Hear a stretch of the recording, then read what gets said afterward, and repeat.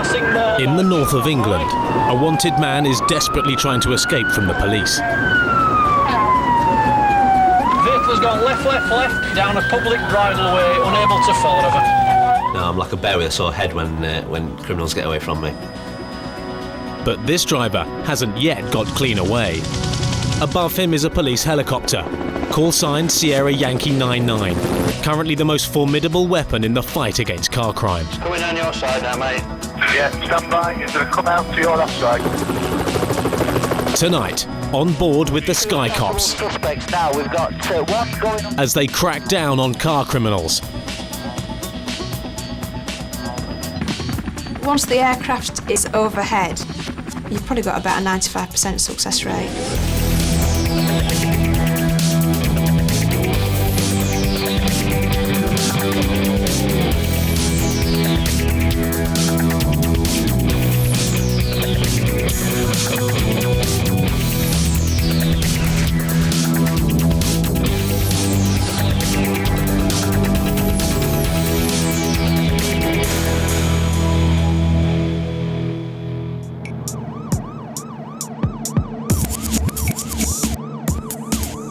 On the outskirts of Rotherham in South Yorkshire, police cars are again on the trail of the man who's recklessly driving a stolen 4x4. He's wanted for stealing copper cable and driving whilst disqualified. Going into Bedford. Coming to a T-junction just by that pylon. 99, it's a right onto Doncaster Road. And it's wrong side of the road, right turn. Yeah, excess. It's a right, Doncaster Road. Traffic now possible slowly. We're going back in the opposite direction with fuel breeze. Stand by. Yeah, no worries, I've got him. South Yorkshire's police helicopter costs more than £4 million. It has a top speed of over 150 miles an hour and a crew of 3, a civilian pilot and 2 police observers. Front observer's primary role is to use the camera systems on the aircraft to gain evidence. So it's basically a camera operator. 99 going down onto Doncaster Road from Edmonstone Road. The rear observer basically does everything else from a police perspective, taking the details over the radios, working out routes, how to get there. That's the church on the near side. There's a lot of work to do, and sometimes if it's a spontaneous incident, something that happens with very little time to pre-plan, you've got a lot to do in a very sort of short space of time. It's coming down your side now, mate. Keep it wide for you. It is quite tiring, mentally tiring. On the ground, the police are again losing ground. This man is driving too fast, too dangerous. Can't go to High Melton. I think it's High Melton. Flying Yankee 99 today is Captain Glenn Blake. Previously I was working as a commercial pilot and instructor, doing various jobs, flying business from A to B. Oh, yeah. As a pilot, you need to be careful not to get drawn too much into the actual job on the ground. Your job is there as a pilot. You can have a lot of things going on in the background, but your primary job is to fly the aircraft, and that's what you do. As the 4x4 goes off-road again, the helicopter crew know they've got a real fight on their hands. Yeah, I'm putting him on screen. Yeah, stand by. We have you.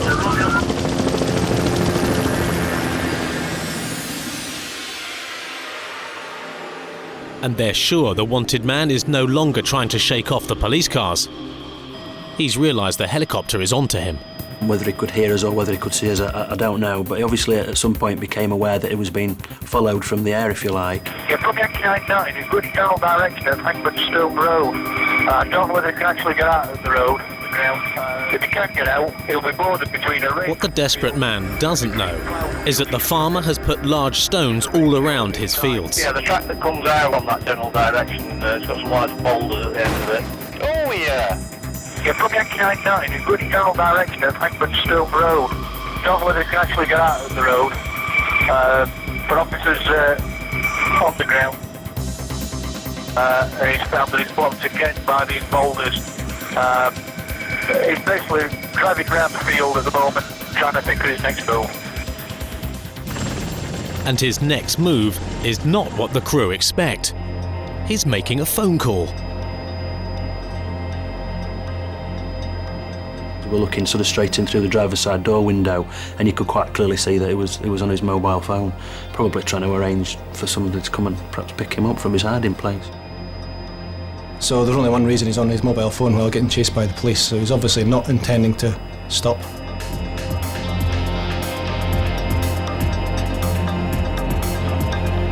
By driving across fields like this, the wanted man is confusing Yankee 99's crew. This is awkward, this one, you know. Map reading is more difficult. Because he was always off-road, you couldn't get a sense of what he was doing because obviously there was no other road users. It's alright, so I've just lost my page now. Things aren't going to plan. The crew can't get the police cars into the positions they want. Quite often they're asking us where we want them, so you very quickly have to assess where you are. We can do it in seconds sometimes. The difficult times are in the unfamiliar areas, when things aren't quite going to plan. Despite their A to Z problems, Yankee 99's crew are getting escape routes closed off. Tell him it's beneath the aircraft. There's about 5 cars parked on the left-hand side. Yankee 99 is now boarding down the edge of the wood. There is an exit on Stone Road. It's going to come out adjacent to that van now. It's going to get out there. In fact, he's carried on in the field. The plan isn't working. Yeah, stand by. Oh, yeah, bugger. 99 going down towards Doncaster Road on Stone Road. By taking to the main road again, the 4x4 driver has served notice that he is confident he can outsmart his pursuers. At the end of the day, it's in their interest to escape, isn't it? They don't want to go to prison. He's off-road again. If they can get away from the police, they may well avoid spending the night in the cells. Yeah, stand by.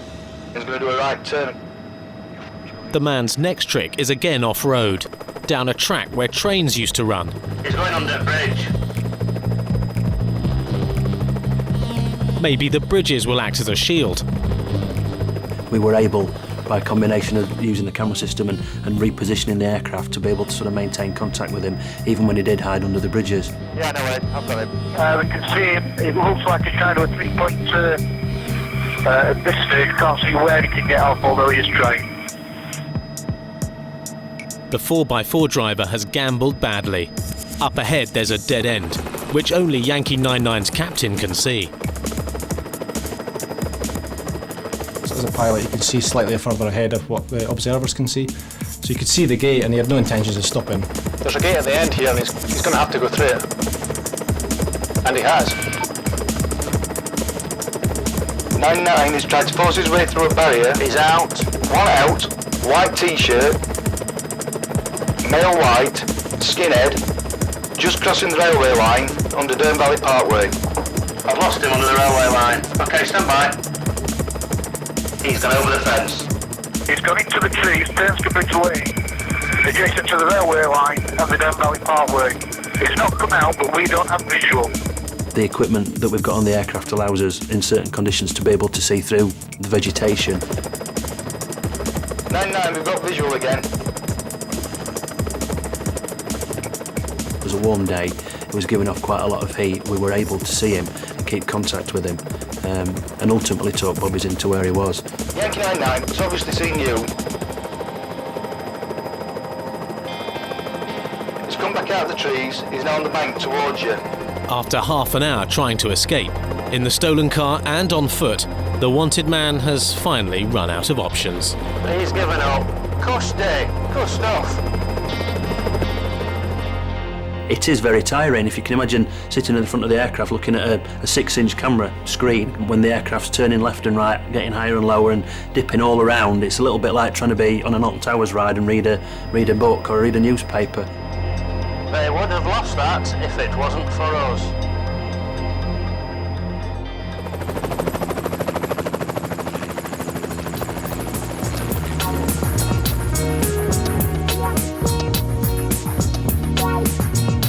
Yankee 99 is based in Sheffield, at the city's small airport.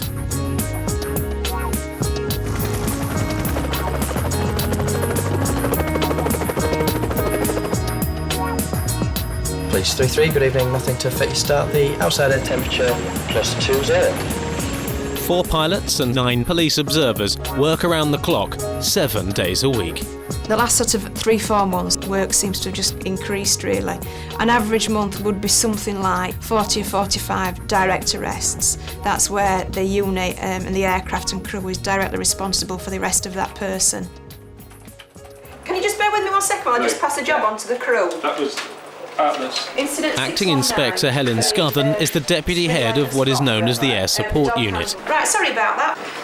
We generally get information either by telephone call, either directly from the officers on the ground or from Atlas Court with the communications centre, or the officers will shout us direct from anywhere in South Yorkshire. The last location known is the local park. Reports are coming in about a missing person. It's a life or death call. That's negative at this stage. If you could lift, please. Search for a suicidal female. They believe somewhere near the Mosby Parkway. Unfortunately, we've not got that much to go on other than they think she's around that location. There's no great description or anything else. If somebody's asking for our help, we will look at that and say, well, yes, that is something we can do. That is something we can assist with, we'll go. Don't matter what it is, we're more than happy to go flying. We enjoy flying. It takes 3 or 4 minutes to get the crew into the aircraft and to be ready to lift. Generally fly about 2 miles a minute, so what would take you 45-50 minutes to drive, we can do in 12 minutes. Looking for missing people is an all too frequent task for South Yorkshire's police helicopter. It's a request the crew always dread.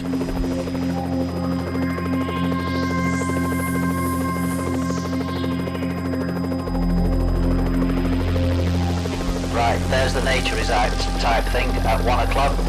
Have we got any description? Have we got any We're just looking for a female. Nature reserve. There's a lot of people knocking about though. The stacks down there. Someone intends to do self-injury or self-harm to themselves. They're not going to tell everybody where they're going, or generally speaking, they don't tell everyone where they're going, so it's a very vague outlook. And unless someone's quite sharp and give us a good description, then we're looking for a needle in a haystack. The crew haven't much time. Yankee 99 is wanted elsewhere. Sierra Yankee 99, I appreciate you're already committed. We do have another priority incident. It's a fail to stop. It's a stolen car. It's a red Honda Civic. RPG off showing at this time. But the crew aren't prepared to abandon their search for the missing woman yet. There's always something that will dictate to you which way you need to go. Any life and death emergency will always come first. Is there any update, and likewise, is there any description of this female? We have got quite a lot of people walking around this area. We have no description. The information was very sparse, and I was quite negative, I'll be honest, in that respect. Obviously, we don't really know what we're looking for, other than a female. Helen Scothern is determined. She believes there's still a chance of finding their needle in a haystack. That's a young boy, isn't it, young kid? Yeah, Roger, what we have located is a female sat on her own, looking, I would say, very dejected.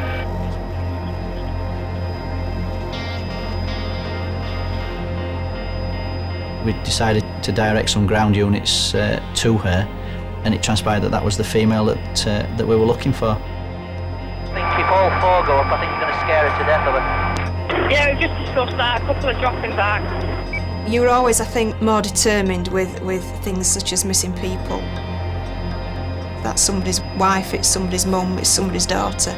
You know, and we want to be able to find them as quickly as we can. Just speaking to her now, she's not really wanting to talk to us. Certainly not wanting any ambulance or anything at this time. However, I just want to tell you what she's taken. The ground units, no disrespect to them, but they wouldn't have found her. It would have taken perhaps all day, or certainly the whole of the morning to actually locate where she was. And it took us 10 minutes. So it was a good job. Now that the woman is in safe hands, Sierra Yankee 99 is free to join the hunt for the red Honda Civic. It's being chased by PC Tim Scothern. He knows who he's after and why. We had a series of car thefts and street robberies over in the Manor area of Sheffield, and the vehicle got shooed onto an area of the Manor, to which I made my way. And the vehicle did get abandoned just prior to me getting there. Literally, as I pulled up, they were running through the snicket and running off. We started giving chase, but fortunately the helicopter had just come back from another incident. Perfect timing, flew over my head, literally, and I'm shouting on the radio, they're there, they're on the field. 10 Foxtrot, 1-1 to Sierra Yankee 99. PC Scothern is Helen Scothern's brother-in-law. Tim's in the field. I was knowing H is in there. I can hear the voice straight away. They're in there somewhere. It's a special kind of little bomb. You can actually see one male running towards the main carriageway. Second male is at the side of the perimeter wall. We're going to start running to him. The thieves are unaware that both Scotherns are now on their tail. They didn't think they were immediately followed. They didn't realise that I had such a cross view across the fields because all the houses had been demolished. So that I ran my little legs off, they were just sat in the helicopter filming everything. Roger, right, okay, have you got that, Ellen? I've got the D-shaped state that goes into the... No, not there, forget that, come round.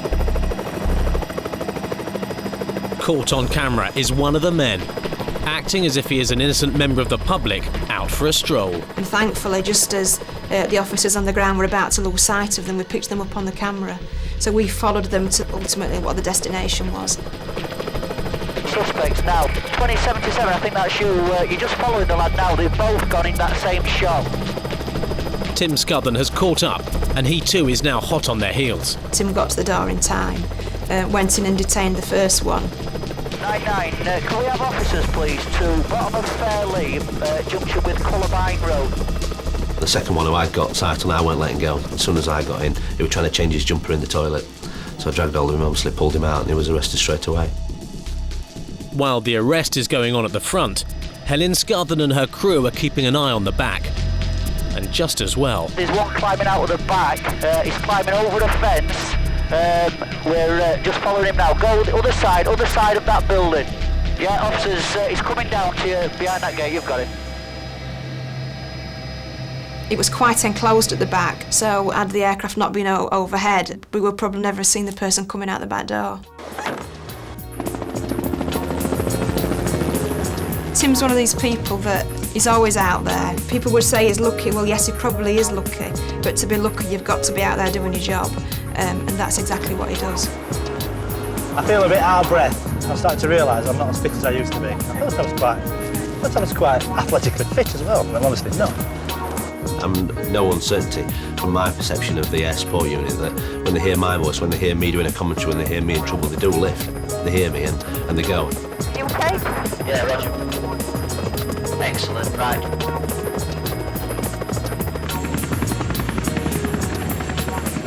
As Yankee 99 lands to refuel, PC Scothern has come to see his sister-in-law and take a look at the video of the chase across the fields and subsequent arrests.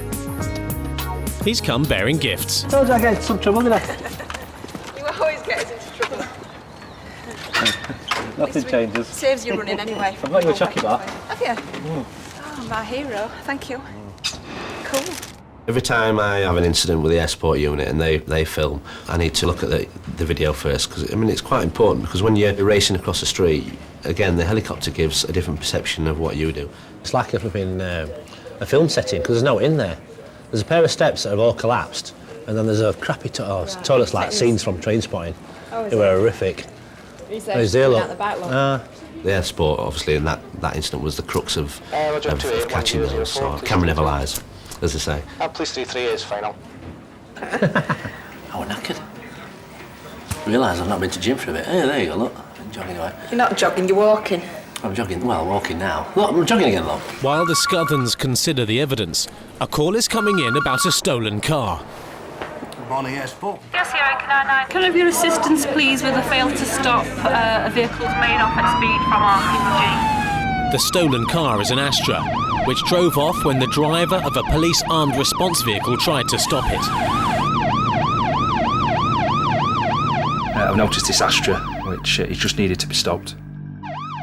The minute he saw us, he looked absolutely petrified. He looked at us and then looked away again, and as I've gone to turn around in a pub turning area, I've looked in the rear view and he's just gone. He's absolutely floored it. Yankee 99's crew are already on their way. Engaged, confirmed engine control switches. Confirmed butterfly. Confirmed, thanks. Video's recording. The Astra is being driven by a man. Beside him is a woman. He's driving so fast and so furiously that PC Bort will have to back off. Never worth taking it to the nth degree. When the helicopter's above you, it's great because you can just ease off and you're not under as much pressure to keep up with it. 99 above, videoing and recording. No change, copy well lane. We picked it up as it was heading back into Sheffield, and he, at that point, is my guess, he didn't know we were there.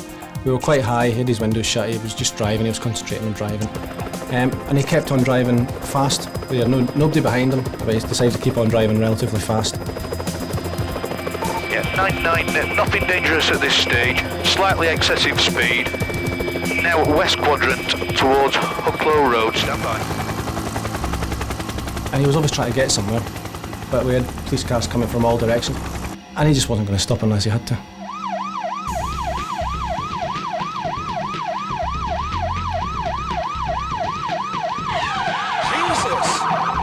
There's a sort of a huge difference between pursuits that take place in rural areas and pursuits that take place in urban areas. The concept of speed is quite different. 60 miles along a rural country road is far different to 60 miles an hour through a residential road with houses, children, parked cars and the likes. The driving that he was displaying made it quite clear to us that he was prepared to sort of take some quite extreme risks to get away from the following police cars and ultimately us. There's trouble ahead. A bus is blocking the road. Yeah, I'm sorry, just got an earphone. Don't know if the bus had seen him or he was trying purposely to block him off, I don't know. But he had two police cars behind him, the dog van and a traffic car, and he just wasn't going to stop. It's now clear that 99 is involved in one of the most dangerous pursuits the crew have ever seen. Charlie Golf, are you nearby? Looking at the video, it was certainly on a 9 out of 10 for dangerous, out of all pursuits. Had the helicopter not been there, then it would have been a 10 from the start. 99, we've got Bravo 21 with things local to you. Can you advise for a possible stinger? 99 above, videoing and recording. No change. Having eased off, PC Bort has been given the job of setting the stinger trap. I heard the road that it was coming on after some time, went nose into a junction which was a safe site, and tried to get the stinger out in time. It's coming your direct now. Just down the next bend. It hasn't worked. I hadn't even got into the boot before the car was passing us, so we then had to reverse out onto the street and just keep following it again. What a bummer.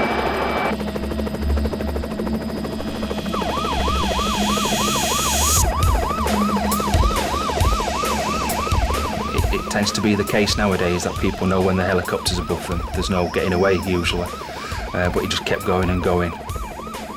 At no stage did I know why he was fleeing, why he wasn't stopping. 99, just the road. Standing by, now. You'll hear the helicopter giving the speeds, or you'll hear the commentary from the officer giving the speeds, 17, 80 miles per hour. And when you're in the car, down the thin roads and around the estate roads and stuff, it takes a lot of concentration, but when you see it on the video, it just looks easy. It looks just like toy cars running about. Sierra Yankee 99 from Excess India. Sierra Yankee 99. Commanders at police headquarters have decided that Yankee 99 must tell them what's happening from now on. Yeah, 99, nothing dangerous at this stage, slightly excessive speed. Now west quadrant towards 99, if we've got his back open road. Once again, PC Bort & Co have had to back off and are following at a distance. The fact that we were there means the police vehicles can concentrate on trying to be a little bit more strategic in their approach. We're then not pushing and we're not egging him on. If he chooses to sort of drive through ditches or drive through fences, then that's his choice. It's not something we're forcing him to do.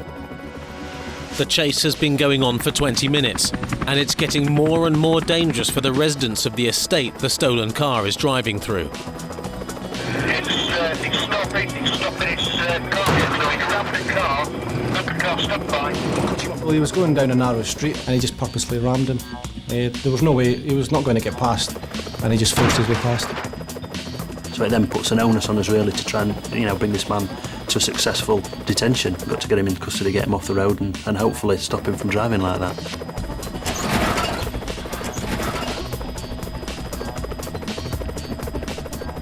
The decision's been made. Stop the Astra by getting police cars ahead of him. Left onto Harry's Avenue. Right onto Longwood Crescent. Right here, he's got to come out to bottom down and Stand by, he's now left onto Longwood Way. The net is closing, but the driver is becoming even more desperate. A sideswipe forces him into a bus shelter, wrecking the front wheel. 99, vehicle stop.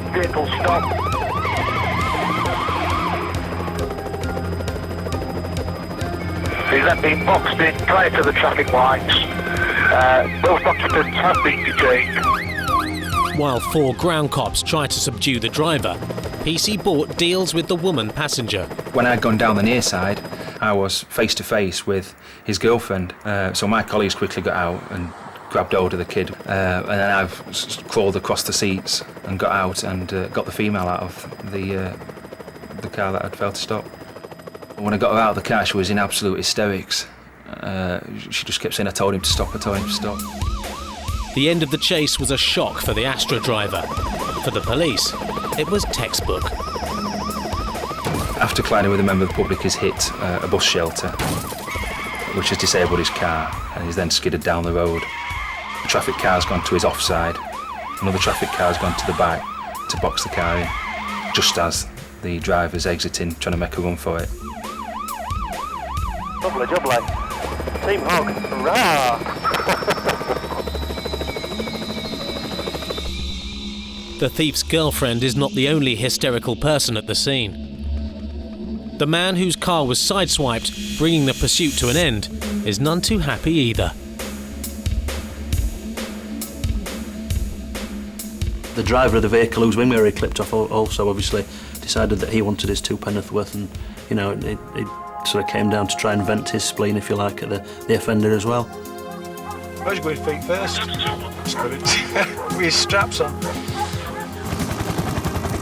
During the past 6 months, the police in South Yorkshire have recovered almost 1,900 stolen vehicles and arrested 501 disqualified drivers.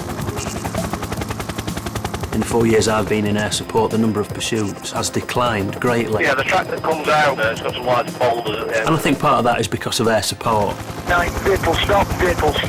Car crime still occurs, cars are still stolen, but the frequency is definitely reduced. 1 out, white t-shirt, male white, skinhead. 99, vehicle stopped. Occupants have been detained. The driver of the white Astra got 3 months, with an additional 2-year driving ban. The man arrested by PC Tim Scothern in the deserted house got 12 months. And the 4x4 driver got 12 months for driving while disqualified and dangerous driving. I think you question all your service, really. From being a young beat officer, you wonder why sometimes people do what they do and why they do it.